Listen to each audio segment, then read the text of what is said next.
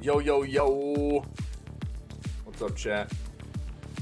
What it do? What it do? Man, hope everybody had a fantastic weekend. It's Monday, man, so push for the next one, right? Push for the next one. What's up, Ghost? How you doing, buddy? So we will, we'll get into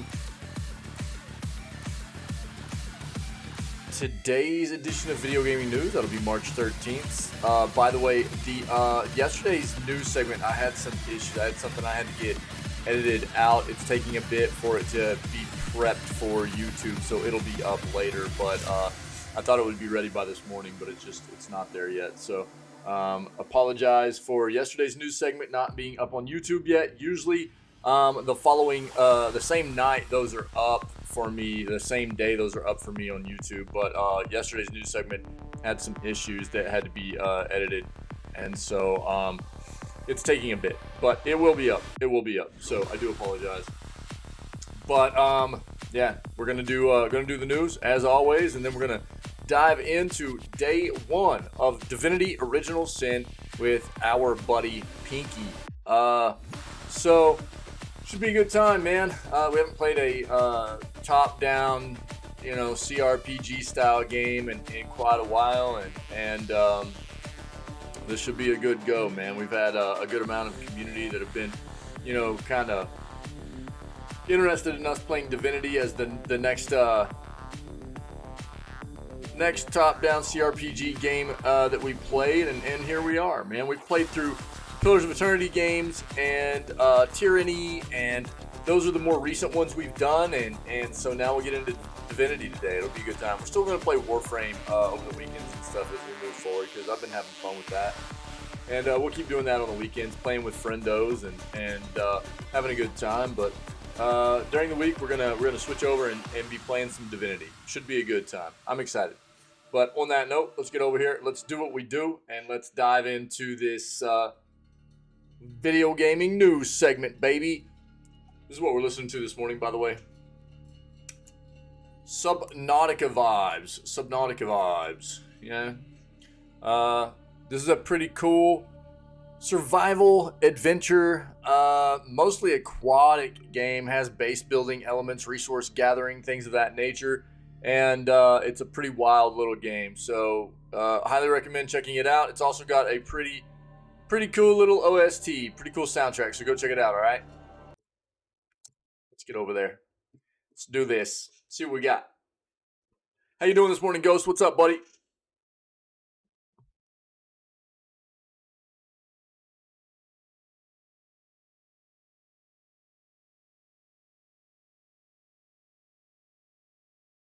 Final Fantasy and Castlevania creators discuss the rise and decline and revival of Japanese video games. Meh.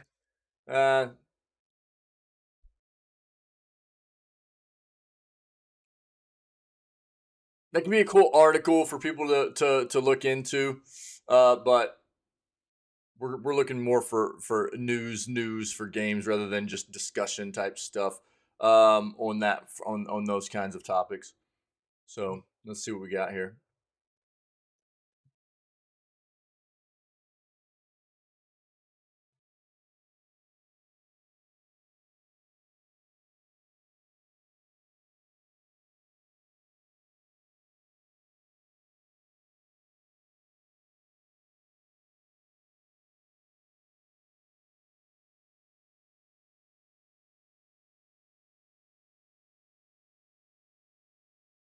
Smart Parts PC launches revolutionary custom PC gaming PC. What?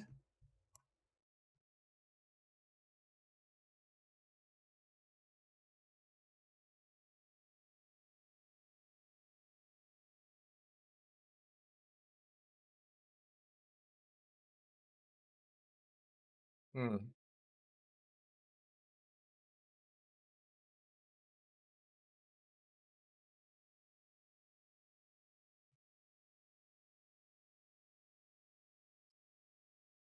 Just a custom PC gaming rig company. So it's like so many of them are out there, right?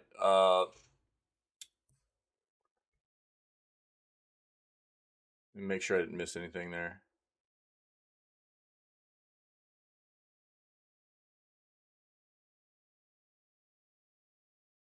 Yeah.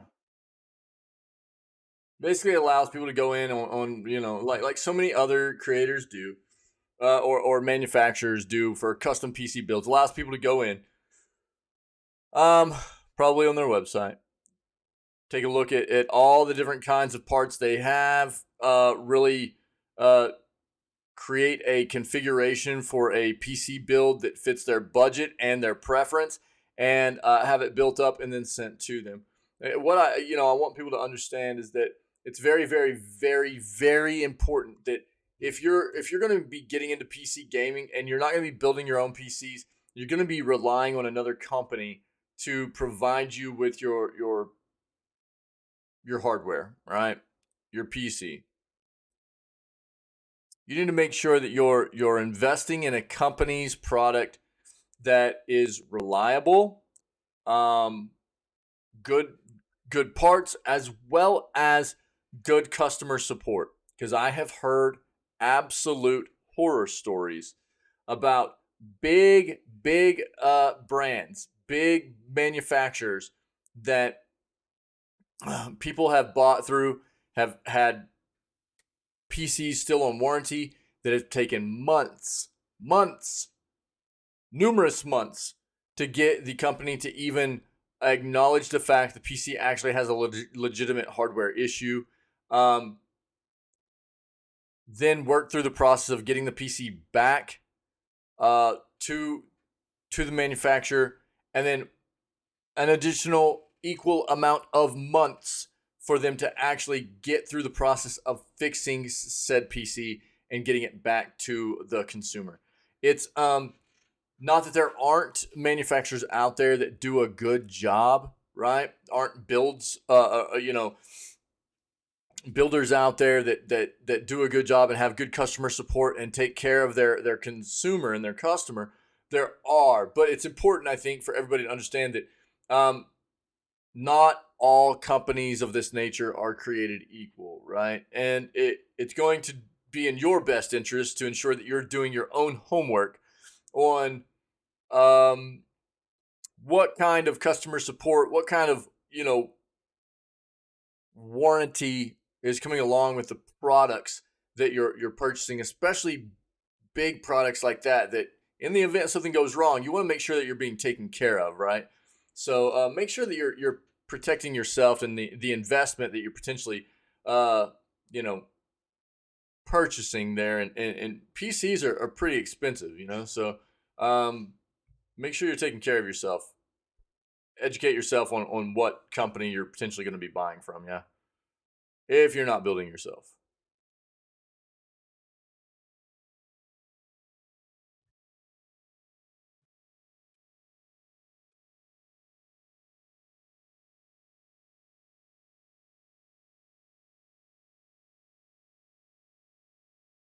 Call of Duty killing the gaming industry. um I don't even think we need to pull this article up. I mean, to it's not I can I'm willing to bet I know what they're going to be talking about. Call of Duty is a big unique. Man, my bit rate is flexing super hard this morning. This is weird. Call of Duty is a very unique title, and it is insanely popular.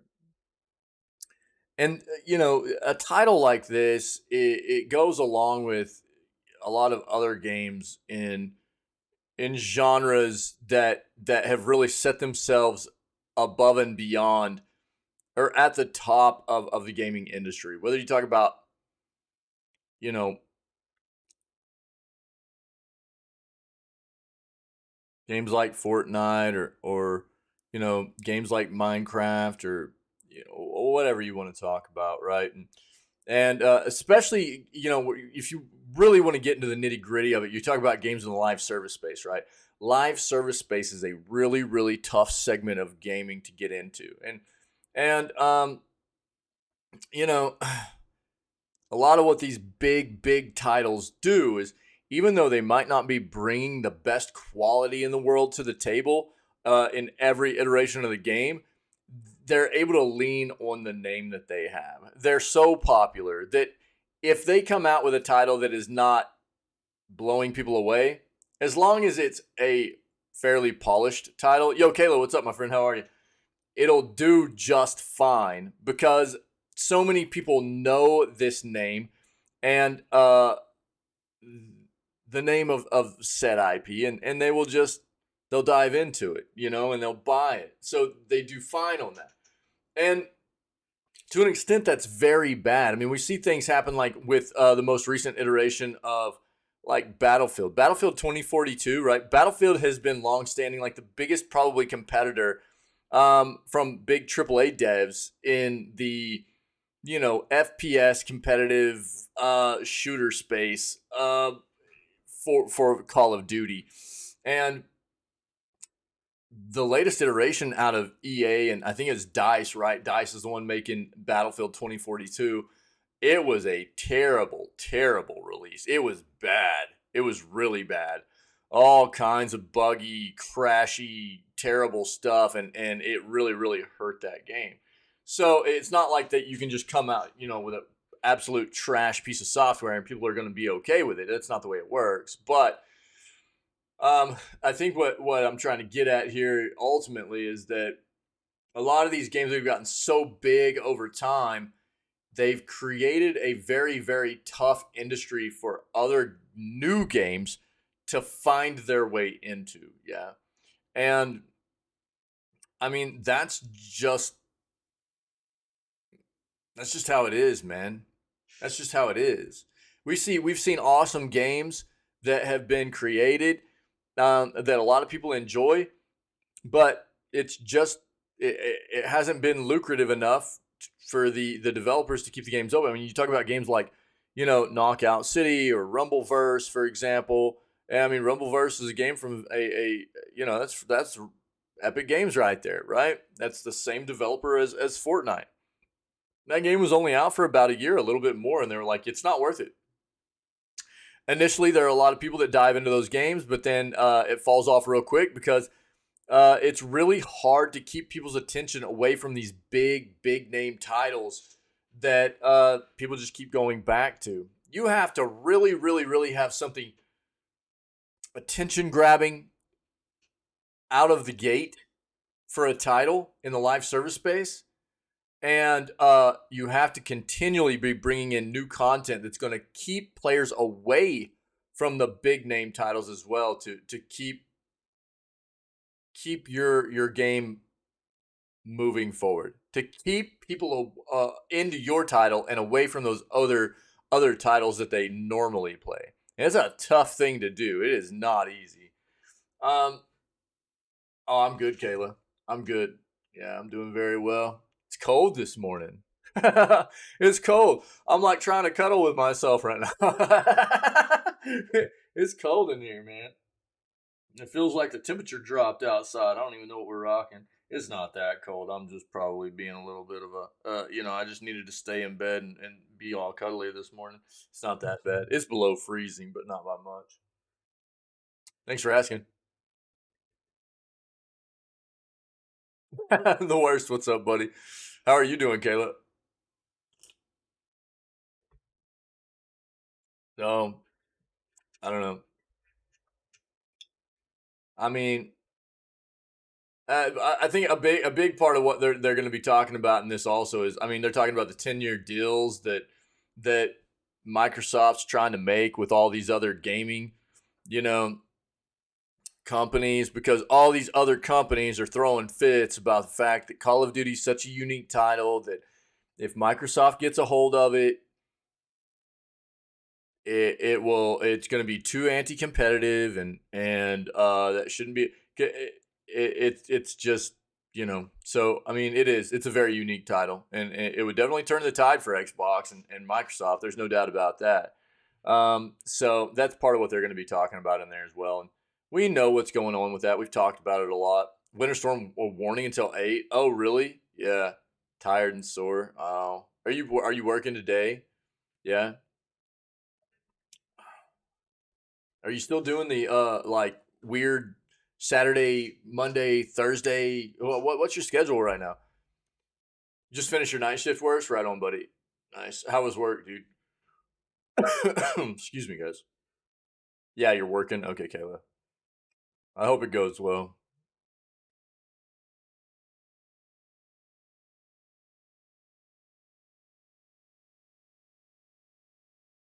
I don't necessarily think I mean this. I've kind of had this mindset about the whole Microsoft acquisition of Activision Blizzard for from the get go. Is like, don't get me wrong. Anytime there's an acquisition in business, it doesn't matter if it's gaming or any other side of business. Acquisitions and mergers are going to lead to some form of anti-competitiveness in some form or fashion normally, but it can also be a catalyst for making companies be a bit more competitive. Have to, maybe get a little bit more outside the box to need to find ways to, be a bit more inventive and have to dig a bit deeper than maybe they had to previously to be competitive in the market, whereas they weren't having to before. It can be the catalyst for a little bit of change and more competitiveness in the industry at the same time. And so I really think that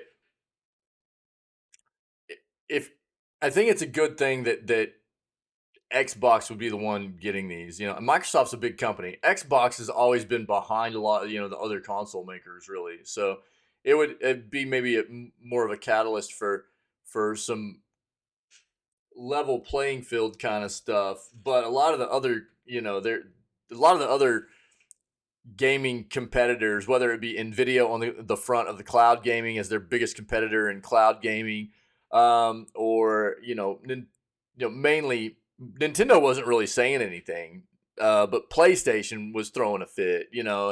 PlayStation's always been head and shoulders above Xbox on sales, especially hardware and stuff like that. And, I think it would really put Xbox on a more level playing field with PlayStation, and that's why PlayStation's throwing a fit, because they would have to change.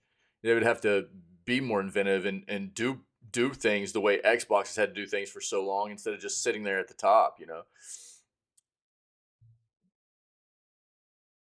Oh yeah, for sure, the worst. Yeah, no doubt about it. No, I mean, Amazon, is well known to be really actually pretty scummy in the competitive side of things. You have Saturday and Thursday off this week, Saturday and Monday next week, Saturday and Tuesday. God.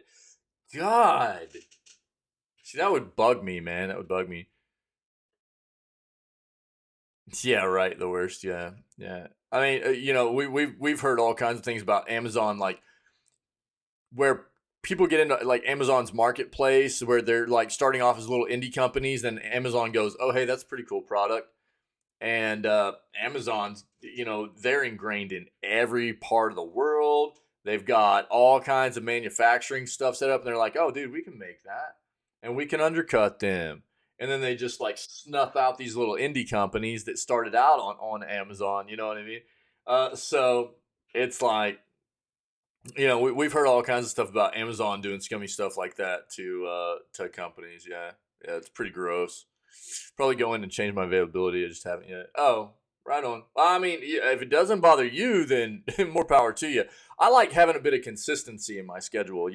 Like I always have, but it doesn't always. It's just not always a viable kind of thing, depending on your career and where you're working and things like that. So,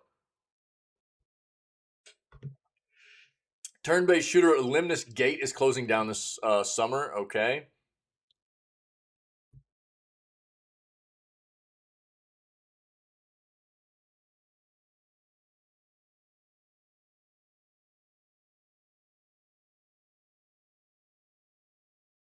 Xbox Game Pass losing its best Marvel game soon.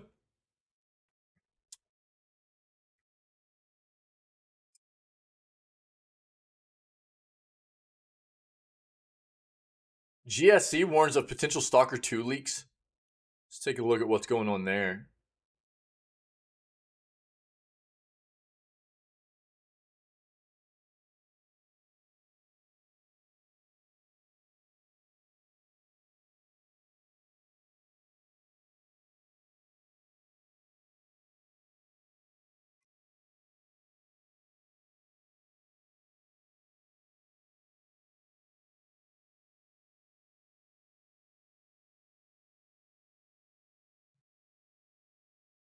we've already talked about this. If you didn't know this, the studio that developed Forspoken was already a subsidiary of Square Enix, but what was it like within the past couple of weeks? The studio, I can't remember their name right now, but due to the apparently, it seems like due to the poor performance of Forspoken, um, both technical performance wise, for I think a lot of people, the release was not very good, as well as people just did not enjoy the game all that much. It doesn't seem it has not done very well. Content wise, people weren't thrilled with it. Performance wise, people were not very thrilled with it. Square has absorbed that studio now. Well, Forspoken came out a bit before, didn't it? Pretty sure it came out a bit before, so I don't think it was necessarily just. Look, there's something to be said too, for the performance of a game all the way around and affecting profit. So this game was already doing pretty poorly before Hogwarts even came out. So I don't think that had a whole lot to do with it. It probably didn't help matters much. And again, we talk about that a lot, right? Most of the time, that's what Atlas Fallen, dude, is actually slated to come out like what, about a week after Tears of the Kingdom, and that was just announced here over the past like week or week and a half or something. And that's a bold move, dude. That's a bold move. But most time you'll see developers try to steer clear of big name releases, right? Every year there are a number of releases that are slated to happen that many developers and publishers will try to stay a window of about 3 weeks to a month away from, because it's not good for business releasing within those windows, and Hogwarts Legacy is one of those that was real hyped up that was good to stay away from. But you talk about games like Elden Ring or Ragnarok or Tears of the Kingdom, stuff like that, and it quite often developers try to steer clear of those. So it's not like a game can't potentially do well being released within the same window, but at the same time, quite often developers and publishers will try to steer clear. So, but yeah, I mean, Forspoken was already. So let's see what the time frames were here. Spoken was January 24th, and then yeah, what was the deluxe edition was of Hogwarts Legacy allowed people to get in on the 7th, and then the initial release of Hogwarts was the 10th, right?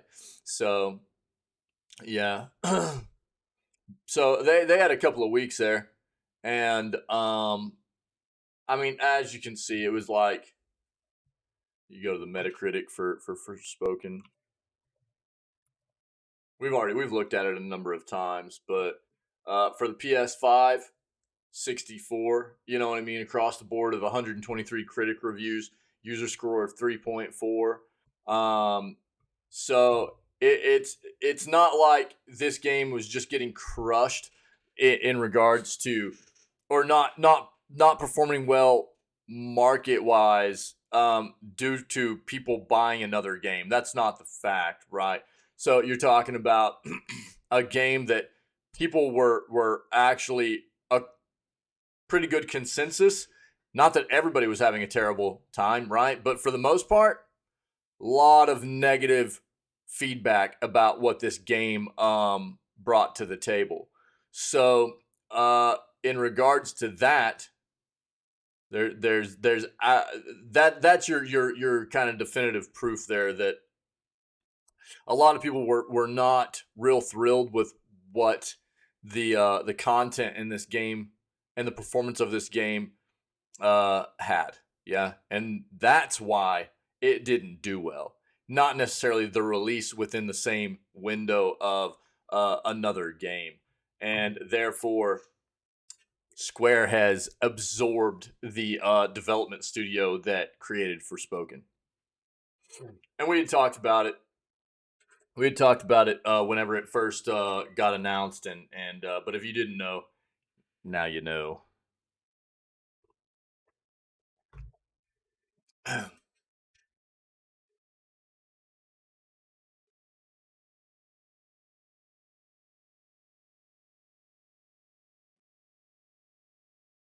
Yeah, again, we've hit on this a lot, right? So if you didn't know, Starfield's release date has been announced as currently September 6th. We're going to have a dedicated showcase by Microsoft and Bethesda on June 11th. So right around summer showcase time, with a lot of other showcases that will be happening, Bethesda will be showing off a dedicated uh, look at Starfield on June 11th. And I'm sure we will watch it. All right. We are getting more details. We saw some stuff yesterday about certain kinds of equipment like helmets and stuff like that that will have a lot of different resistance kind of statistics to them and things like that, which could play a huge role in your ability to actually search out particular kinds of planets depending on the elemental factors that could potentially um, keep you from initially searching some planets, things of that nature, until you maybe get resistances built up, things like that, right? As well as the fact, one of the things that sounds really cool is for immersion, right? For immersion, this game is actually incorporating something that, at least what it looks like, is a way for you to make it to where your character, anytime you're in an atmosphere that actually has breathable oxygen, your helmet will automatically be taken off. So your character will automatically take the helmet off anytime you're in an atmosphere with breathable oxygen. That way, the immersion is actually more ingrained there for people, which is incredible detail, right? That's something that is really really neat. You don't see that very often, right? Most of the time when you play an RPG like this, it's just this is a space game. You just always wear a helmet. We're just gonna play it safe. And anytime you're playing the game, you're just always gonna wear a helmet. This is a pretty cool integration here for a game like this. If what we're hearing is true, and that way you're not only getting the immersion, but you're also getting to take a look at your character that you've created, right? Throughout the game from time to time, whenever you're hitting those areas where there's oxygen around for your character to breathe, and you don't need to be wearing the helmet. That's pretty neat, man.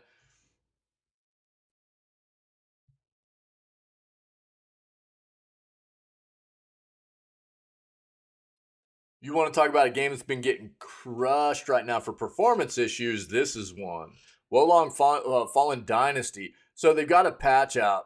We'll look at the current reviews and everything while we look at this patch. But this was a game that had a little bit of hype around it too, and man, it's getting just crushed right now, or it was at least initially on release. We'll take a look at it. This is going to be a lot of speculation. Look, everybody should know at this point, it doesn't always play out this way, but normally the life cycle for a gaming console is about 6 years average, right?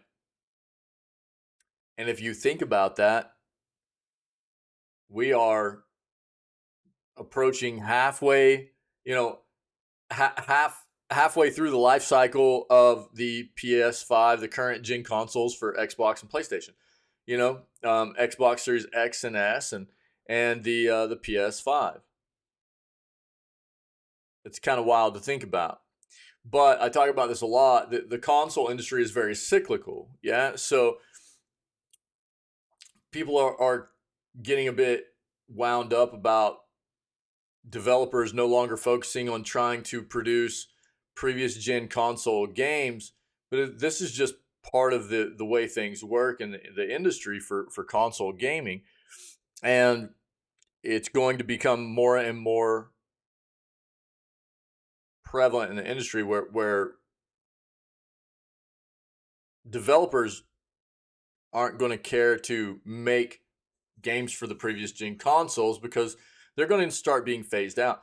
PlayStation's not counting sales for PS4 anymore. They haven't been since like last year. Um, I don't think Xbox is counting sales for Xbox One anymore either. Um, and again, I mean, I would say that a PS6 release date of 2030 that is a long ways off.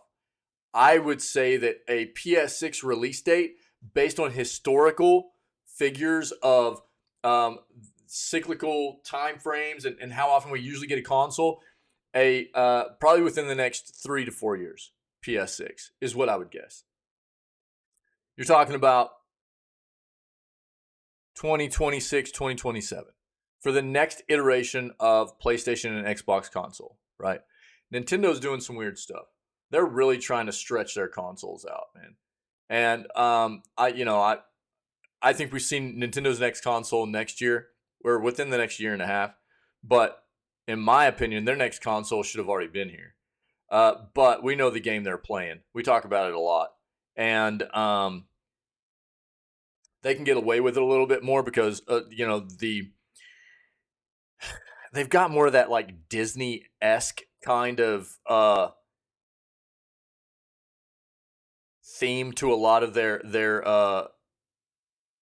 their games and everything, right? So it's like more of a fun, cartoony kind of vibe. They can get away with maybe a little bit longer of some older hardware and stuff because it's not they're not trying to develop as much like realistic graphical hardware intensive kinds of applications and things like that, graphical fidelity to look realistic and so.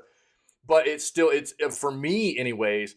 The Nintendo stuff has looked pretty aged for a number of years now. So, but I mean, their stuff has still been selling, and so I guess in their eyes, they're like, well, why make a new one if stuff's still selling? But we are hearing now that they're starting to ramp up on getting a new console developed, and I do think that for Nintendo, we'll see something within the next year and a half or so. But I think a 2030 date for a PS6 or a new Xbox console is a bit long.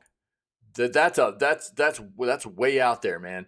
I really think that by 2026, 2027 at the latest, we'll have the new gen consoles out for these for Xbox and PlayStation for sure.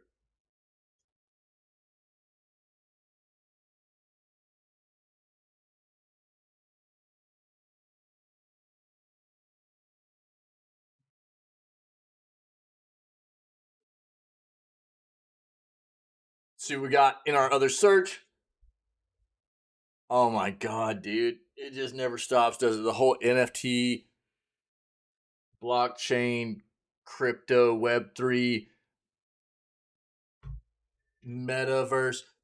Dude, the metaverse concept is just so funny to me. It's funny to me because the metaverse, a lot of these are just trendy words. They tried, the industry built up a lot of hype around these words, and a lot of people didn't even know what they meant. Like the metaverse. The metaverse is literally the same thing. It's just the universe built around many of these games. That's all it is. It's so stupid, dude. That uh, I was griping about the use of the term metaverse a lot from a lot of these developers whenever it was at the like peak of its usage in the industry as like a new trend word or whatever, because almost none of the developers using the term metaverse were actually willing to explain what their version of metaverse was. And ultimately, what it came down to was because they didn't want to explain it because it was nothing different than what they were already giving us. Their metaverse was just the worlds that they were already creating for us. That's what their metaverse was. There were some companies that were actually talking about a metaverse, in their opinion, that they were trying to create that was something bigger and more grandiose and more fleshed out than what they had done before, right? But if you're trying to link in chat the worst, you won't be able to do that, as only myself and the mods and Vips can do that. But if you wanna DM me something, you can DM me something, dude. Yeah. So it's a matter of trying to keep the community safe. You know what I mean? They're just we've had too many instances of people coming in and linking malicious stuff. I want to keep the community safe for the people that that are part of this community. All of you guys, I care about you guys. I don't want people coming in here and posting malicious links and getting people in trouble or anything like that. So yeah, just keeping people safe. So if anybody's wanting to share some stuff with me and the rest of the community, feel free to DM myself or shoot it to a mod if we have mods around, and we'll take a look at it and see if it's worth throwing in here for everybody to take a look at. Yeah. Yeah. What's up, Wick? So you can either shoot it to me as a DM on Discord or on Twitch. It doesn't matter, whatever. So the metaverse things, it's just a trend word thing. It's really weird, and I've again with the NFT stuff too. The NFT, the Web3 blockchain, all that stuff. Also, it's been a pretty scummy thing for most of it. Shout out to you for making everybody smoothies, my friend. What are you doing, dude? So it's again, this is another one of those topics in the gaming industry that I can see the potential for it to be both a mutually beneficial thing for developers and gamers. It's just it hasn't been implemented in that way.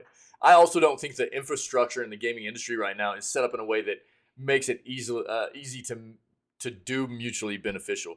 I don't think we're there yet, and most the time that I have seen anything that has to do with NFTs and Web3 and blockchain, it's been a greed driven endeavor, and I've seen too many people get scammed about it too. Sitting in traffic, running late, hot mess. Oh, dude, I'm sorry, man. Hey, yo, did it get cold there, dude? So I don't know, man. It's definitely fallen off a little bit. The trendiness of the NFT and the Web3 blockchain stuff and the metaverse, all of this has definitely fallen off. But there are still companies that are tied to it and are trying to still dive into it to see what they can try to get done with it. Square Enix is heavy in it. Obviously, it looks like Pokemon's trying to see what they can get done with it. But I'm a pretty big critic of it. I'm just too skeptical of it. Again, I can see the potential of it. It's just I don't see anybody doing it the right way is my problem. Oh, it's snowing, dude, for real? Bro, we got some snow the other day. It's colder this morning.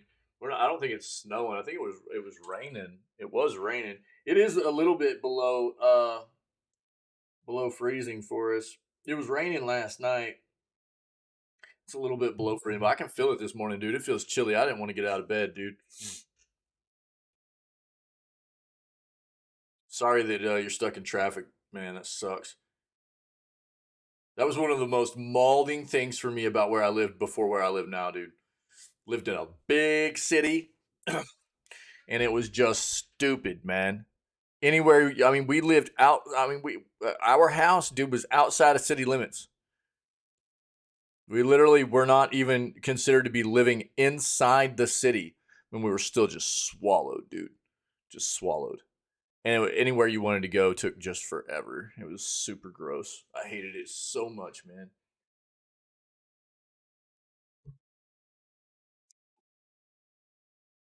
We already knew this, yeah. Again, for those of you that don't know, Microsoft slash Xbox, Sony slash PlayStation, and Nintendo will not be part of E3 this year. I don't think they'll really be part of E3 for the foreseeable future. And this is big in part because E3 is not reliable as a convention anymore. They have not had their their show for the past 3 years, even though the past 3 years they've said we're going to have it, and then right before it happens they shut it down. And I think that's the thing that really makes people sketched out is or companies, businesses sketched out about E3 anymore, is that they can't rely on it to actually happen. So what it's done over the past 3 years forced these businesses, developers, and publishers into finding ways to present their own showcases to the world outside of E3, which E3 was the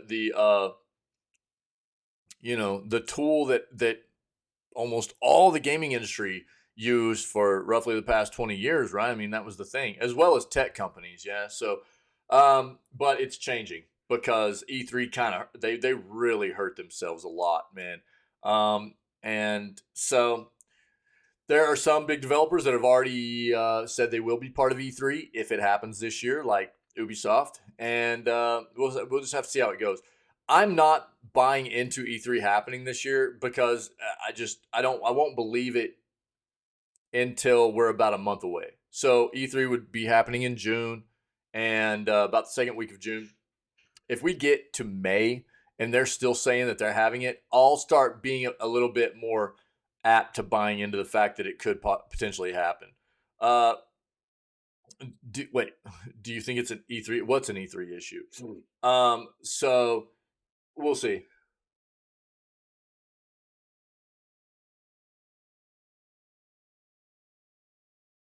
Well, I know all of it started because of the pandemic, right? So I understand that. I understand that. But here's the difference, though. Here's the difference. It it was, and I mean, you bring up a good point because I don't know all the ins and outs of it, but I think that I don't think E3 did themselves any favors. Okay, no matter what the initial case was, E3 kept doing this thing where, and obviously the catalyst behind this breakdown for E3 was the pandemic, right? Where nobody was doing anything, in person. Yeah, so and that was always E3's kind of thing. They hold this convention in LA every year in person, and obviously that wasn't going to happen whenever the pandemic hit. But rather than them try to figure out a way to hold a digital showcase, in the age in which we live in, where everybody's live streaming stuff, they just went, "Hey, we're shutting it down. We'll do it next year." And then the next year come, they went, "Uh, okay, we're not doing it this year." Right? Before it was supposed to happen, shut it down. Okay, we're not. We'll do it next year. And then last year came, and they're like, "Oh yeah, we're not going to do it this year either." So I mean, they didn't do themselves any favors for sure. So instead of like going, "Hey, we're going to try to set up a digital platform and help themselves while helping all the other companies that were relying on them as they always had to have this convention and be able to showcase their products and things like that," they just shut it down. And I mean, you're quite possibly right. I mean, it could have been developers say they weren't coming and it wasn't worth E3 trying to hold it. But I think a big part of it was, I mean, there were regulations everywhere too across most countries and states within the U.S. and stuff like that, where you couldn't even hold conventions or things like that in public, or public events and things like that because of the pandemic, right? It was there was like emergency stuff going on. They wouldn't let you hold it. So I know a big part of it was them having to shut down because of that. But their, I don't know, inability to remain agile and trying to figure out a way to, again, I mean, this is a convention that is actually based on showcasing technology and gaming products, right? And they weren't able to like come together and figure out a way to hold some kind of digital convention and showcase. 'Cause I mean, dude, all kinds of companies do this all the time. And what it did was, I mean, it really killed them, and it just showed all these developers that they could do it on their own moving forward. So I mean, I don't know all the ins and outs of it for sure. So you, excuse me, you bring up a good point. I mean, part of it could have been the developer saying we're not going to be there, but I think the way at least it came off to me was like after the pandemic, it had kind of, you know, become less of an emergency kind of issue, and things were getting back to normal, and people were back out in the public, and people were going back to work at their work locations, and public events were able to be held again. You know, that's where I was still seeing it looked like developers, to me at least the impression I was getting was developers were banking on being at E3, and then E3 was shutting down still and saying we're not prepared to do this. We're not prepared to do this, you know. And that's the impression I was getting at least. And I don't know why they across these past 3 years at least. And I know that, you know, the first year for sure they you know, it would have been very hard for them probably to figure out a way to get the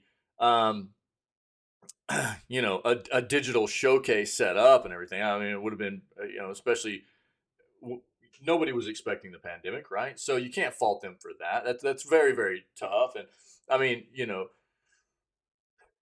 so but to just not be prepared with some kind of the following years, some kind of alternate way to get things done for the companies that are normally a part of their convention and showcasing and stuff like that, feels a bit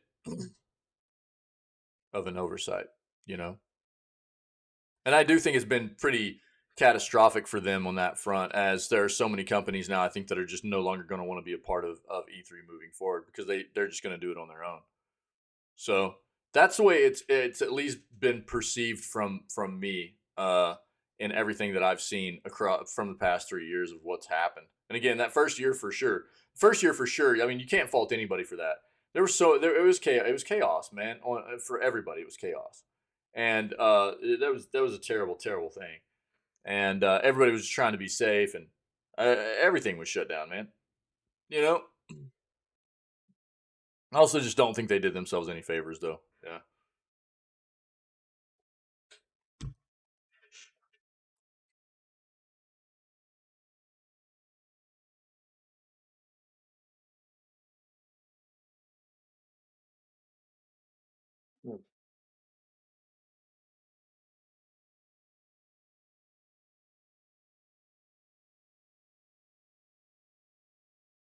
Yes, Call of Duty is coming to Nintendo.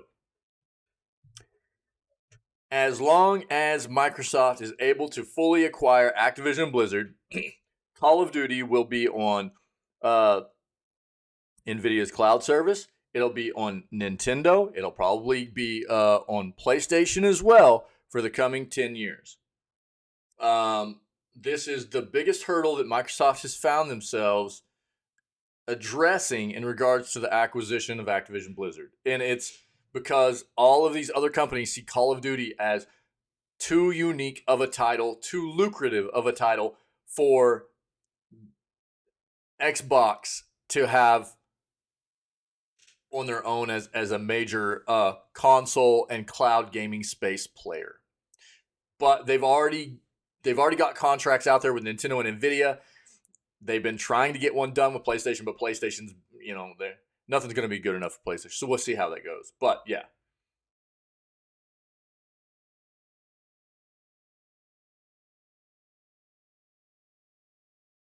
Castlevania producer hints at more games after Dead Cells. So Konami, right?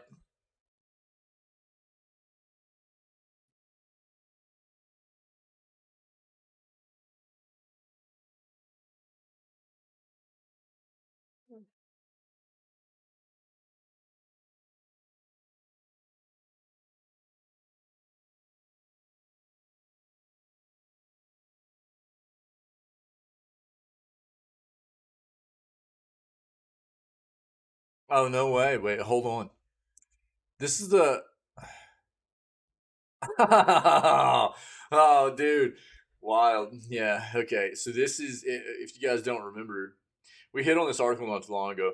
The Wiggle So there was a a YouTuber and Tarkov player that exposed a bunch of cheating in the game, and apparently they're being targeted now because of it.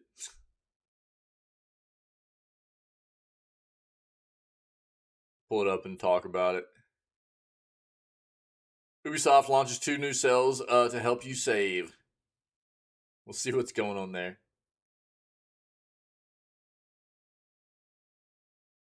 Stalker 2 Studio is asking fans to ignore the leaks, dude. Don't we have something up on this already? Yeah. Yeah. So we'll look at both. Let's take that one first. Yeah. They don't want people looking at the leaks, man.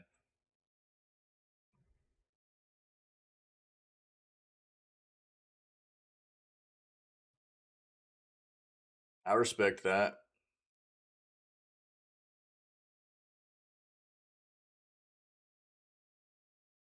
We kind of took a look at this yesterday. These are AMD's official benchmarks, though. I'm not I'm not going to put a ton of stock into that. I think the X3D processors are going to be very very good, but what we saw yesterday from AMD's benchmarks is that the 7800 X3D is for gamers potentially going to get you a better bang for your buck than their higher uh, tier processors like the 7900 and the 7950 X3D at a much lower price point. You're talking about about $150 less than the 7900, and so at least that showed us a little bit from AMD side of things. But we need more independent benchmark numbers to come out before we have a really, really good idea of exactly how all the new AMD chips, the X3D chips, are stacking up against AMD's previous line and all of Intel's current gen chips and stuff before we know exactly where these are going to stand, you know?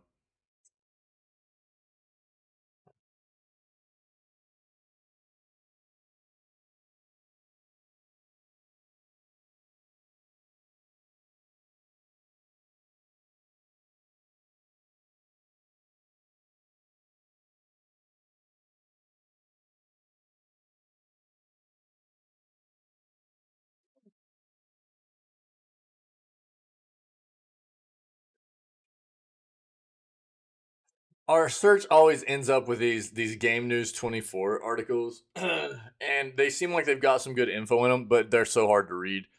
Uh, they're like I think pretty obviously translated from another language into English, and they are brutal to read. It's not translated. It doesn't translate over very well. Um, Most of the time, anyways, and so I end up avoiding those.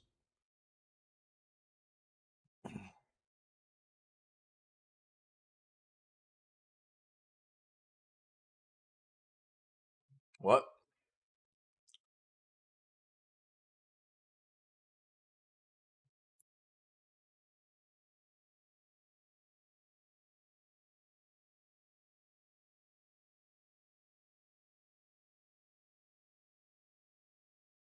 All right. Looks like some changes coming to League of Legends prices, in-game prices and stuff. So we'll take a look at that too. I think that's what we got for today. These will be the articles we look at. Cool. Let's get in it. Starting off with this one, League of Legends adjusts the price of its champions, changes, increases, and more details. For some time, Riot has confirmed that it was preparing several adjustments for the price of champions of League of Legends. Finally, there is more information about it, and the company has already revealed that all the new details of the new system and the changes it will make soon. Because League of Legends,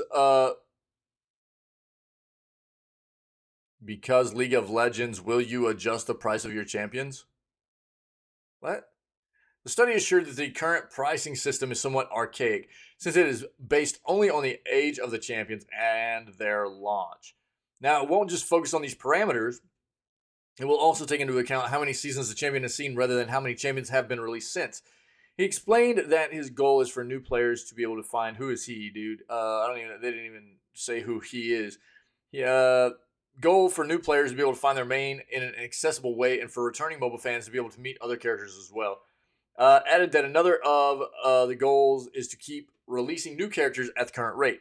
Newer ones will have a higher price initially, but a discount will be applied 1 week later. This will repeat after 2 seasons.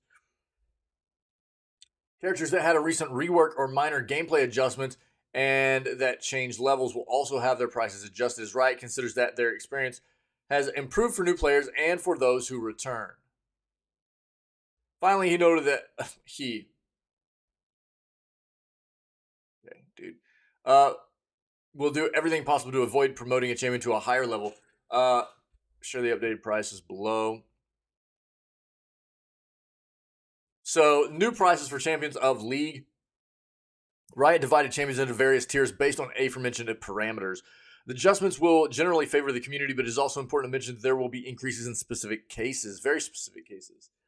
On the other hand, Riot will also launch a pack of new champions. The study promised that this novelty will be offered at an even more accessible price, that it will cover a variety of gameplay roles of each level. Below the prices and in parentheses have some examples of the champions that are at those levels. So 450 BE, 260 RP, ideal champions for new players like Malphite, Misfortune, and Yumi. 1350 BE or 585 RP. Champions with a higher level of challenge but very accessible to the noobs. Yasuo, Lucian, and Set. 3150 BE or 790 RP. Champions that have a higher level of difficulty or specialization in their gameplay. LeBlanc, Shaco, and Yorick. These go all the way up to like 7800 BE and 975 RP for at the highest for champions that have been released within the past week. Riot noted that there are a few exceptions as Singe, Kale, Twisted Fate, and Rise will increase their price to 4800 BE. From their perspective, they're champions who are not ideal for rookies. On the other hand, he promised to keep the price at 260 RP to be a bit more accessible with the adjustment. New prices should be coming into effect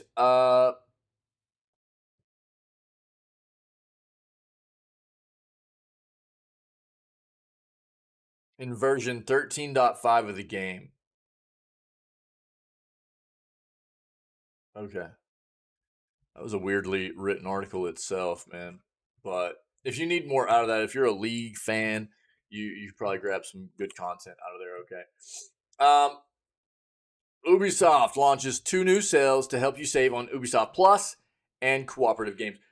Ubisoft Plus is more expensive than like PS Plus or Game Pass, which is insane, in my opinion. What is it like? Sorry. I think it's about like $18 a month.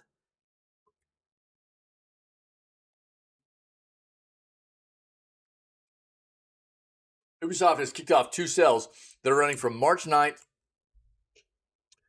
through March 16th to help you save on video games. First, you can head over to the Ubisoft store to sell 50% on your first month of Ubisoft Plus.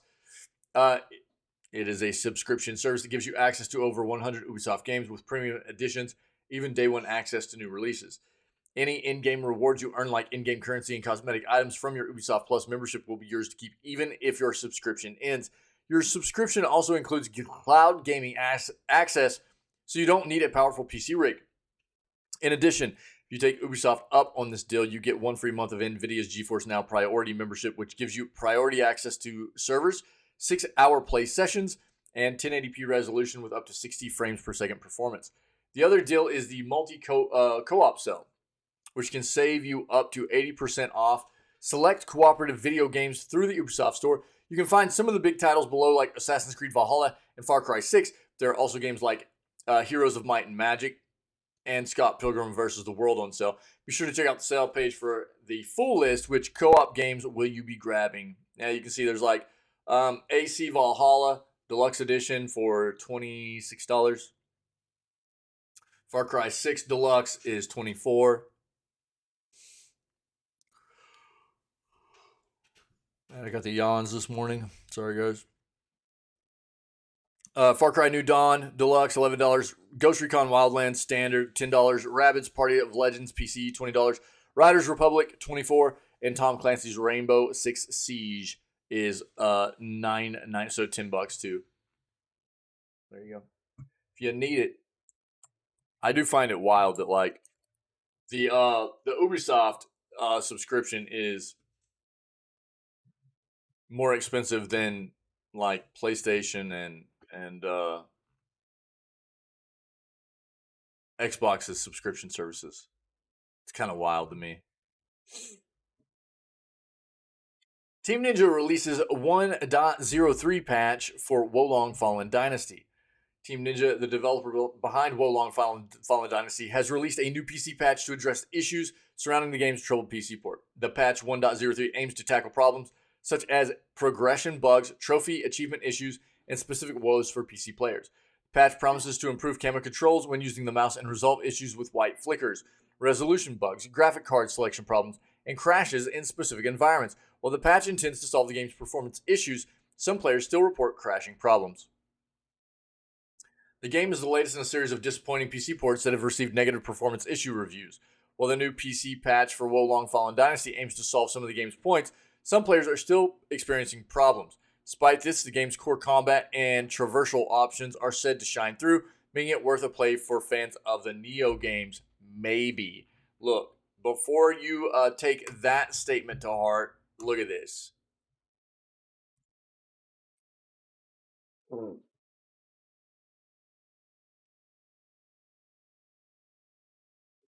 This game, it has a 43% positive rating of over getting in closing upon 14,000 user reviews right now on Steam.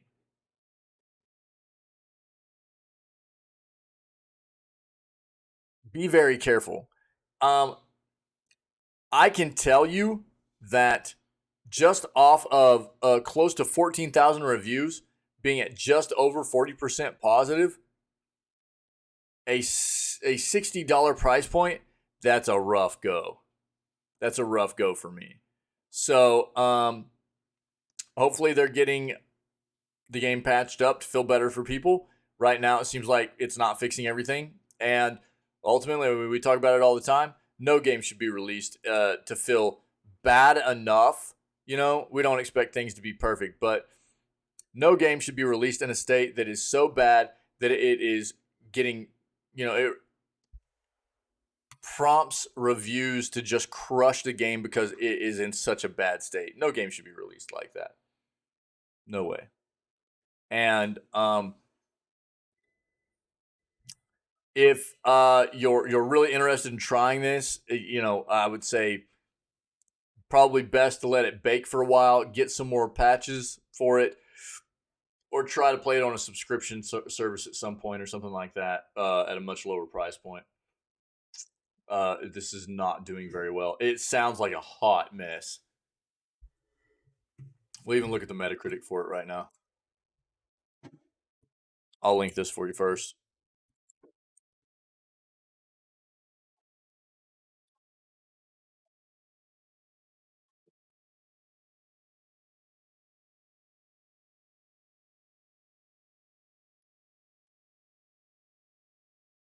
Um, Looks like on console it's doing better. So the console version is a 7.9 user score and an 81. And then you go to the PC version. Okay.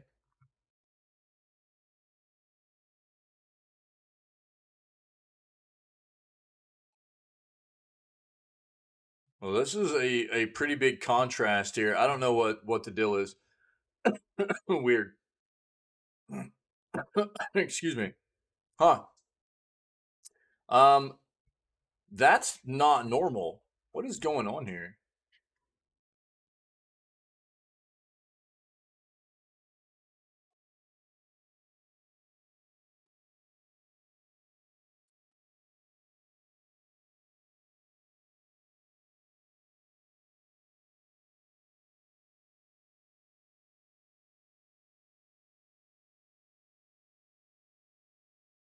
It was a pretty good review right here.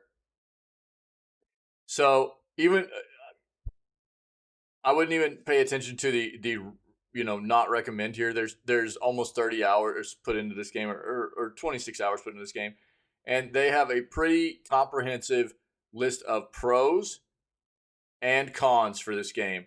I think that anytime you're going to look for a review to give you a good idea of maybe what you're going to experience in a game, that's what I always look for. Is just what, regardless of whether it's a recommend, not recommend, something with some decent amount of hours, somebody that's had a decent amount of hours in the game that can also give me a list of pros and cons about what their experience was, and that might be a good look right there. So if you're interested in this game, take a look at it. I have heard it has had terrible performance issues on PC. So be careful. It looks like the Metacritic side of things is being reviewed much better than like the Steam side of things. So I don't know what's going on there, but be careful. Anything on Steam that is this low rated, there does appear to be some issues. So be careful. But you do you.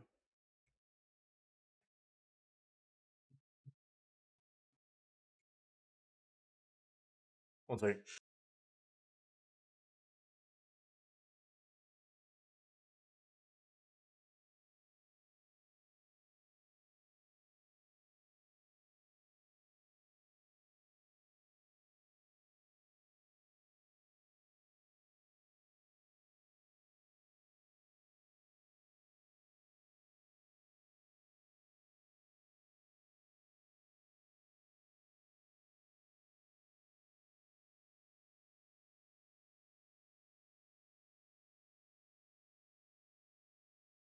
Apologies.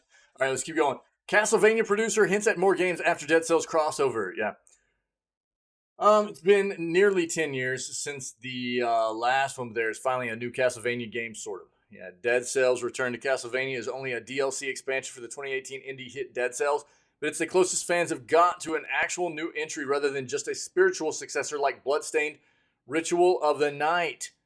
We just played Bloodstained. Um, as a matter of fact, last night I got the entire playthrough and all of our clips and everything for that playthrough up on the YouTube page. So if you're interested, go check it out. It's the spiritual successor to one of the most beloved Castlevania games ever made, which is Castlevania Symphony of the Night. The Castlevania Symphony of the Night is a game that made me fall in love with Metroidvanias, and Bloodstained is like the spiritual successor to that game. Not Bloodstained is not made by Konami though. Bloodstained is a kind of a Kickstarter game that was, or it was a back. Was it Kickstarter? It was definitely a backer. The game was backed and publicly, you know, had a lot of support for. It was the God. What was the individual's name? Was it Igarashi? The one of the main developers and creative minds behind Castlevania Symphony of the Night was the individual that was at the head of making Bloodstained, and it's a very good game. It's great. I had a great time playing it. It was a lot of fun.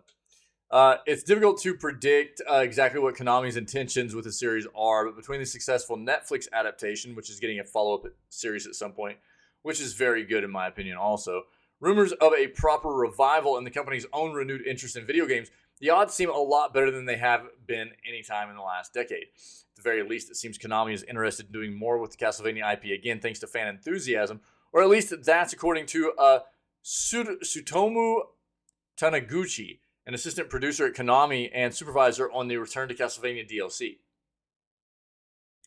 While he doesn't go as far to say exactly what plans the company has for Castlevania, Taniguchi calls the online excitement really motivating for Konami. He also references how the company has re-released older titles in recent years, but knows that fans want even more. We tried to bring back the games that people loved and cherished with the Castlevania Anniversary Collection and the Castlevania Advanced Collection. We also brought back Rondo of Blood and Symphony of the Night for our PlayStation fans and on mobile, and launched Grimoire of Souls on Apple Arcade to celebrate the lore of the franchise, he tells IGN. But we know that our fans have always wanted more, and we do too, so this opportunity to have this amazing crossover with Dead Cells was impossible to pass up on.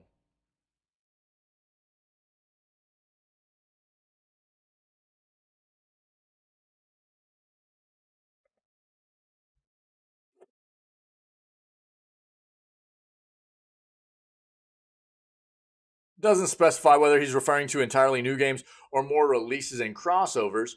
It's also worth noting that it wasn't Konami who pitched the idea for the Dead Cells DLC. Developers Motion Twin and Evil Empire approached Konami, and the latter liked their pitch enough to agree to everything that was suggested. Seriously, knowing that Dead Cells, which is among the greatest indie games of the past 10 years, was inspired by Castlevania is a huge source of pride for us, Taniguchi adds. When Evil Empire and Motion Twin came back with their full DLC proposition instead of just this short featuring, we weren't really surprised, and we were hoping for that, to be honest. We just thought we had to let them go for full circle because we knew that they would use every ounce of their talent to honor the franchise. It was a perfect place for a mashup, too. Dead Cells is a great game, and it was a great spot for them to introduce like Castlevania-themed items, and to have that kind of collaboration was a great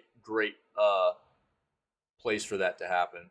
Between the aforementioned re-releases, the Suikoden remasters, and the multiple Silent Hill projects, Konami does seem to be getting back into the releasing premium video games again. However, those Silent Hill projects are all being outsourced to other studios, with Konami acting only as supervisor. So it's not unreasonable to believe that Castlevania could see a similar treatment.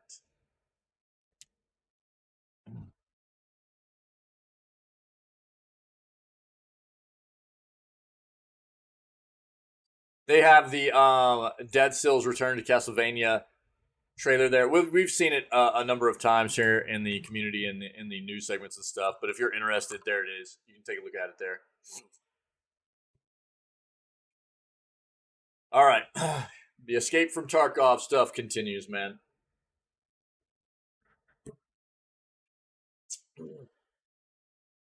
Escape from Tarkov YouTuber claims to have been attacked after exposing cheating. Goat claims that the providers he purchased cheats from were able to remotely destroy 3 of his hard drives.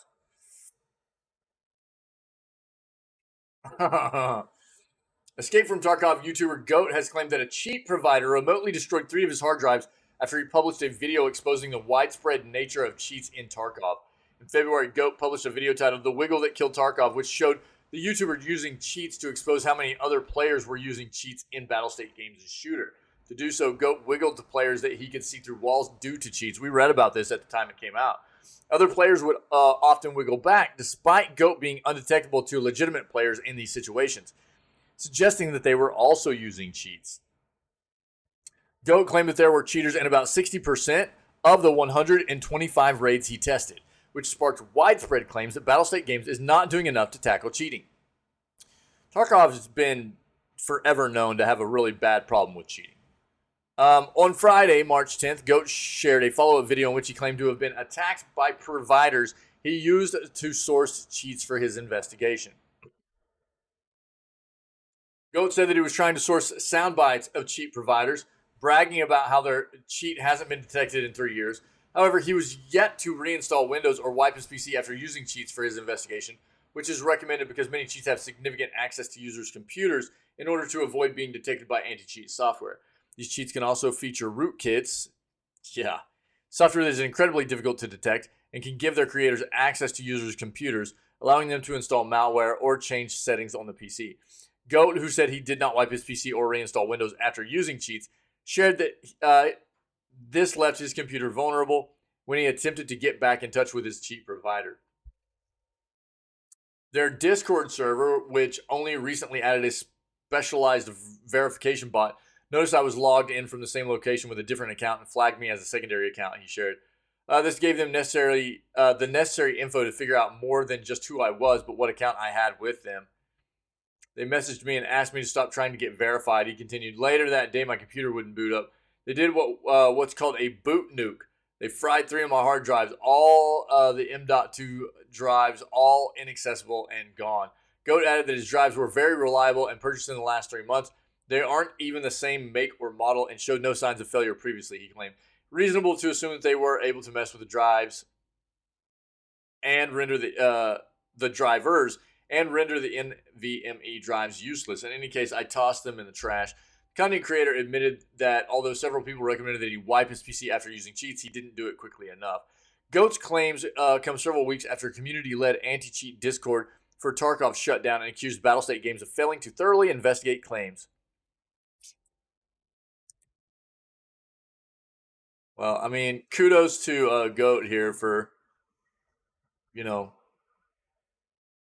look, dude. I hate cheaters in online competitive games. If you want to go mess around in a single player game and use some cheats or whatever to just entertain yourself, whatever, dude. I mean, people have been doing that for since the inception of video games, right? But people that cheat in live service games suck. They're soft.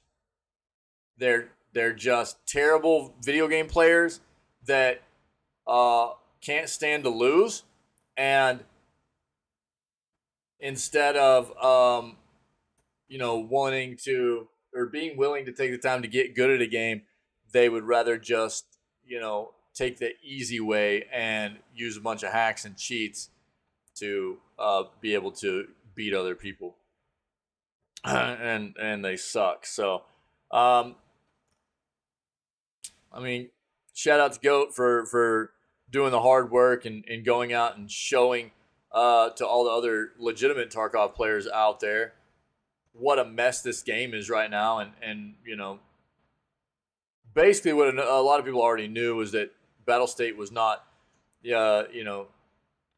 working hard enough and doing their due diligence on trying to eliminate the cheating going on in this game, because ultimately, cheating that happens in live service games is pretty catastrophic to the communities that want to play these games, and it feels bad for all the people that want to play the game legitimately, So, sucks to know that that's quite possibly what happened, that they wiped his hard drives and everything, but that just shows, I mean, I think this is a perfect example to anybody that is thinking about potentially, getting into this world of implementing hacks and cheats in games that you want to play or whatever. It leaves you open to a lot of vulnerabilities. So don't cheat. Just get good. All right? How about just get good at gaming? Yeah?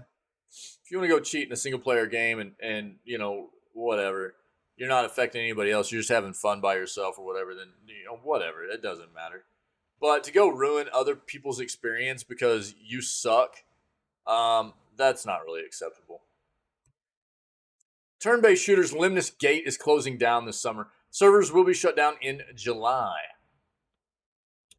Rat Loop Games Canada has announced that its turn-based first-person shooter Limnus Gate is closing down, with sales set to halt next month. In a statement posted to Steam, Rat Loop Games announced that Limnus Gate will be removed from sale on all platforms from April 11th, with servers set to shut down completely on July 11th. While PC fans will be unable to play Limnus Gate entirely from that point, console players will still be able to play through local multiplayer and training modes. Limnus Gate has been an ambitious project that we are privileged to have brought to life together, so it's with sadness that we share this news today, said Ratloop Games. We want to thank you all once again for your support and joining us on this journey. Since the statement was published, Limnus Gate's Steam page has been updated to read, please be advised that online multiplayer services will be discontinued from 11 July 2023. As such, Limnus Gate will be unavailable to purchase from 11 April of 2023. Limnus Gate launched in September of 2021 and tasked players with winning FPS matches that were broken into 25-second turns. We awarded Limnus Gate 3 out of 5 stars in our review, which praised the shooter's unique concept and visuals, but took issue with confusing matches and technical issues. Okay, well, if you're a Limnus Gate player, it's shutting down. Completely done on July 11th, all right? If you need more, here you go.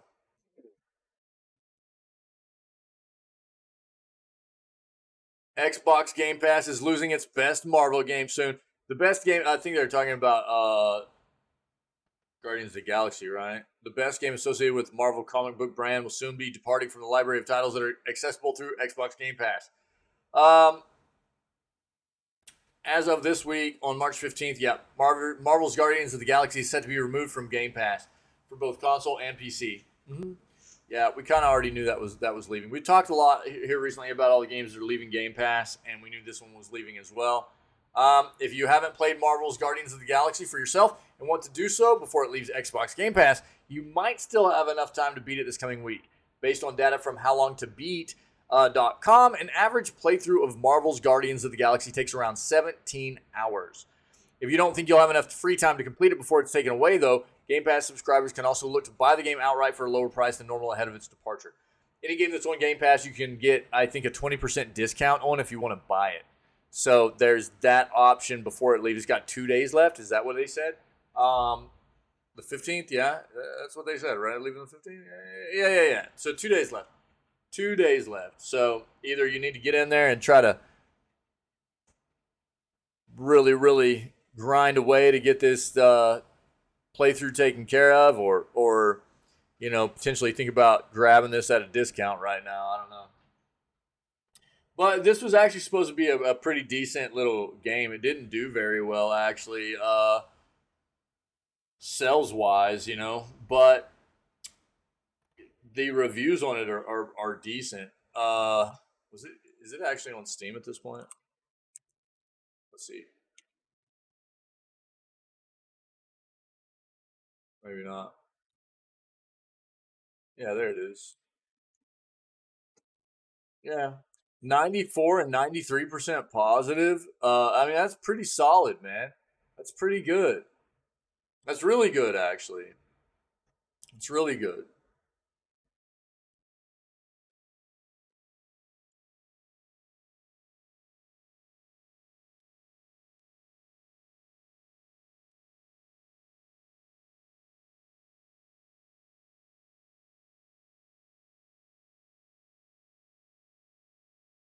And then you can see on PS5, it's got like a 80% rating.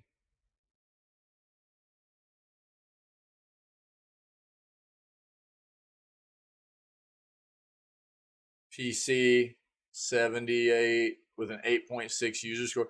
Looks like the user scores are going to be a bit higher than the critic scores are. So it looks like you would have a pretty, I mean, if the game looks fun, you're going to have a pretty decent time playing this game more than likely.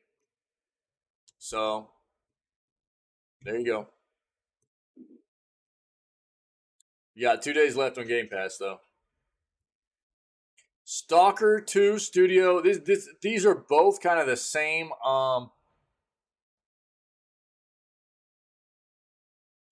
article here. They're talking about the same thing. So we're going to address these, and then we're going to move on to our Divinity Original Sin playthrough this morning, okay? If you guys have anything else to add that I haven't hit on that you would like to discuss in regards to the gaming and video gaming industry, what maybe something that I haven't hit on or whatever, let me know in chat, and we'll discuss it before we move on, okay? Let me check something real quick.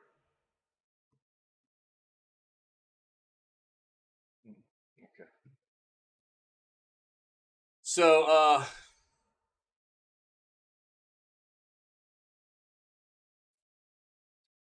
Stalker 2 Studio asks fans to ignore leaks following pro-Russian hack. The hacker wants Ukrainian developer GSC Game World to, quote, rethink its attitude towards players from Belarus and Russia. Stalker 2 Heart of Chernobyl developer GSC Game World has confirmed that it's been the victim of a hack following claims that a huge amount of materials from the game would be leaked if the Ukrainian studio does not apologize to Russian fans.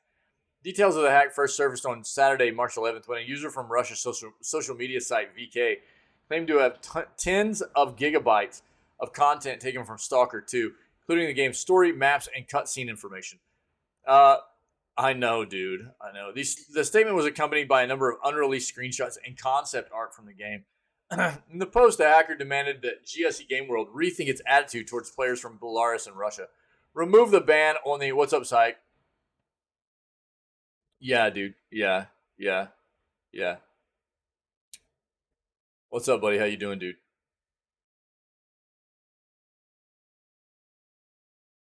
Yeah, in the post, the hacker demanded that GSC Game World rethink its attitude towards players from Belarus and Russia, remove the ban on the hacker's account from Stalker 2's official Discord, and announce a Russian localized version of Stalker 2. So, You can tell they've already been banned on their Discord because they're probably like trolling and stuff. You know what I mean? Yeah. Oh, sick, dude. Nice. Awesome, man. Right on. Cool, man. It's good to see you, buddy. Uh, Currently, Stalker 2 is not available for purchase in Russia. The hacker has threatened to release the stolen Stalker 2 footage if GSE Game World does not comply by March 15th, claiming that it is not necessarily to spoil the game for people because of politics. Yesterday, March 12th, GSE Game World confirmed that although an employee had been hacked, it had no plans to comply with the hacker. This is not the first attempt to hack and leak our data, including personal information, wrote the studio. We have been enduring constant cyber attacks for more than a year now. We have faced blackmail, acts of aggression, hacks, attempts to hurt players and fans, efforts to damage the development process or the reputation of our company. GSC Game World went on to say that it will not be adhering to the hackers' demands. We are a Ukrainian company, and like most Ukrainians, we have experienced many things that are much more terrifying: destroyed houses, ruined lives, and the deaths of our loved ones. Attempts to blackmail or intimidate us are completely futile. In the event of any leaks, we ask that you refrain from watching or distributing information about Stalker 2, Heart of Chernobyl. The studio continued. Outdated and work in progress materials may dilute the impression of the final idea that we have put into the game. We encourage you to stay patient, wait for the official release for the best experience possible. We believe that you will love it. Last year, GSC Game World shared a video detailing how the studio continues developing Stalker 2 in a war zone. We watched that. Yeah. So if you want more, these are just going to talk about the same thing, right? I talk about this. I'll link this for you guys if you want to see any of the more information, some of the links inside of that or anything. We talk about this a lot, or I talk about this a lot. You know, my sentiment around the, gaming industry in regards to the health of the relationship between, which I think is very important, by the way. Okay. Yeah. It's like, yeah. Cool, man. Yep. Good luck with the interviews, dude. So, I think that a healthy relationship between what would be like developers of the games and ourselves as, gaming aficionados, lovers of video games, and the consumer of their products is very important. And I think that there's been a lot that has happened over the years that has really hurt that relationship from both sides, right? So you talk about, the things that developers and publishers have done, like hyping up games and releasing games in very bad states, which still happens all the time. And that hurts the relationship between the developer and ourselves as the consumer and lovers of video games whenever that happens, because it makes us feel cheated, it makes us feel duped, and it makes us feel like our money's been stolen from us, right? So there are things like that happen that hurt the relationship. And then on the flip side of things, there are things like this that happen. Whether you talk about, hacks, especially hacks and malicious infiltration of the developer's data, where a lot of the information regarding development of a game is taken and then publicly released and stuff. Dude, that is a huge breakdown between the trust of the developer and building a good rapport between ourselves and them as well. You talk about, and we see it happen a lot. And some of the more notable, I would say the absolute most notable event that has happened of recent is the Rockstar hack. Where that 17-year-old individual out of London hacked Rockstar and got all the GTA 6 development stuff and just leaked it all. What it does is it makes developers much more hesitant, and there are other things too. You talk about developers that want to have open lines of communication, but then they start getting these people that have no concept of like actual reality and how to conduct themselves in a mature manner and start attacking developers and specific employees of these businesses and showing up at their houses or showing up at the place of business and because like something that they're upset about in the way the game is running or something like that, it's crazy. There are things of that nature. There are things on both sides that are really not good for the health of the rapport between the developer and the relationship between the developer and ourselves as the consumer and the lovers of video games. And we always talk about wanting more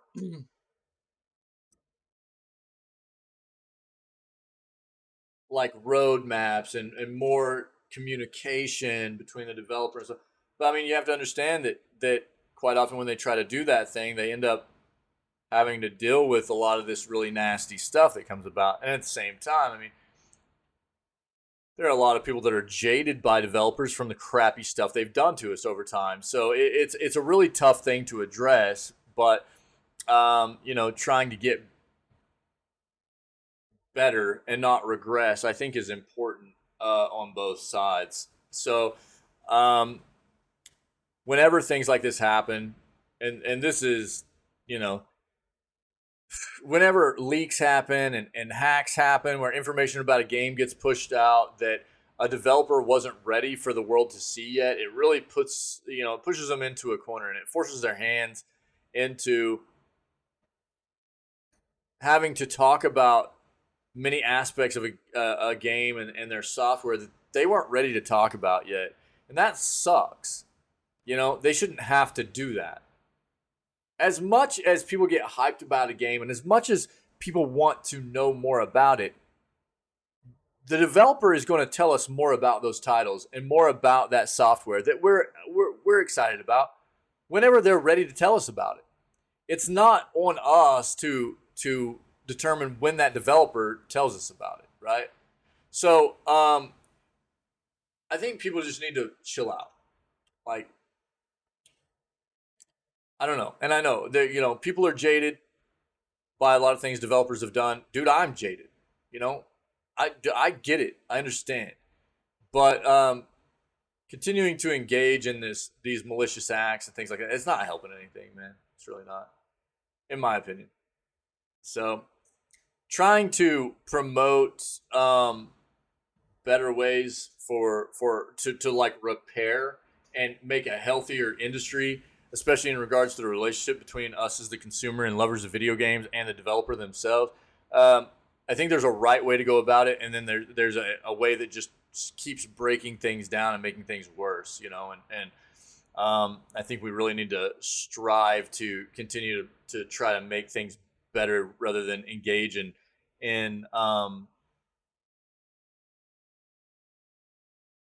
acts of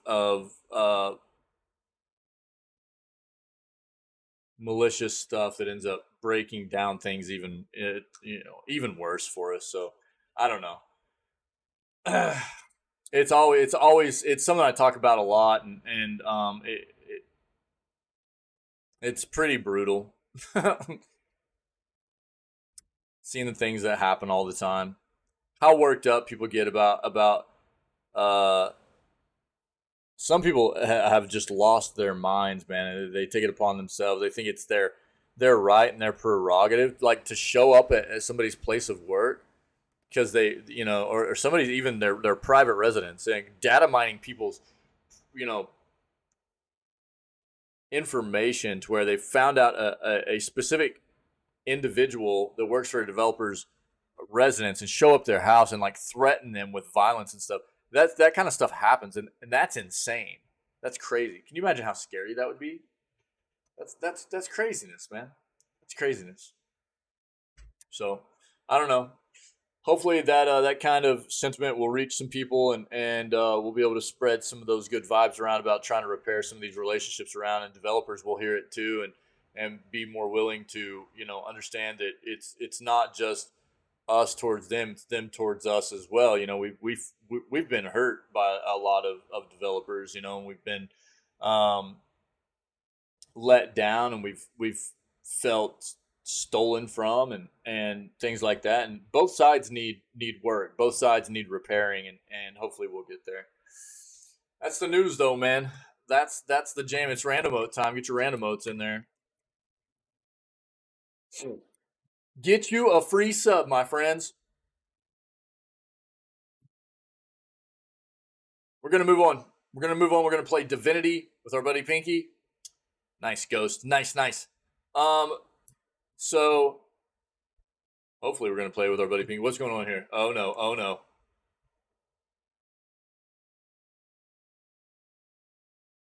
Wait, what?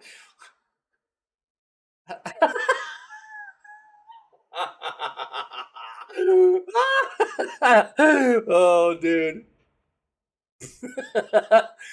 Pinky just hit me up. Was like, what? Why does US have daylight savings time? SMH. Now I have to leave work early to make it on time to play Divinity. Oh, man. Yeah, US is weird, dude. All right, so yo, gamer, nice, dude, nice. We're gonna move on. We're gonna go play some Divinity Original Sin Day 1 with our buddy Pinky, man. Should be good. It's been a while since we've been in a CRPG, but to everybody that's always here, nice, Ghost, thanks, dude. You guys rock. I appreciate you very much. Great news segment, always is. I don't know. To anybody that might be checking out our content, whether it be this video gaming news segment, any other video gaming news segment that we've done from previous days, excuse me, or episodes of playthroughs that we've done, or clips and highlights from funny stuff in the channel, or what have you, man. And Peter, what's up, buddy? If you're enjoying the content, come try to hang out with us when we go live at 6 o'clock a.m. CST every single day. We start all of our streams off with video gaming news before we dive into whatever gaming content we have planned for the rest of the day. And we always have a good time. We would love to see more people come hang out with us and enjoy what we do here. So other than that, you guys stay healthy, stay safe, be kind, and we will catch everybody tomorrow for March 14th edition of Video Gaming News and Day 2 of Divinity Original Sin. All right? Huh.